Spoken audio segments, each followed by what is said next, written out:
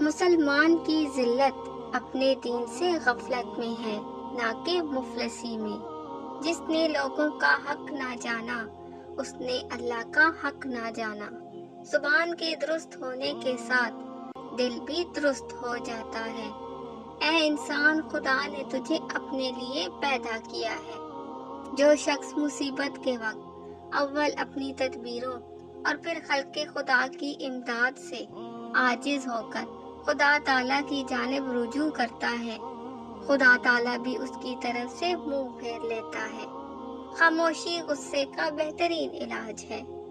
لوگ تمہارے عیبوں کے جاسوس ہیں۔ بدگو 3 آدمیوں کو مجروح کرتا ہے، اول اپنے آپ کو، دوئم جس کی برائی کرتا ہے، سوئم جو اس کی برائی سنتا ہے۔ قضا پر رضا دنیا کی جنت ہے۔ بعض دفعہ جرم معاف کرنا مجرم کو اور بھی خطرناک بنا دیتا ہے۔ متقی کی ایک علامت یہ ہے کہ وہ سب لوگوں کے لیے یہ سمجھے کہ وہ نجات یا جائز ہے، اور اپنے متعلق یہ سمجھے کہ وہ ہلاک ہو گیا۔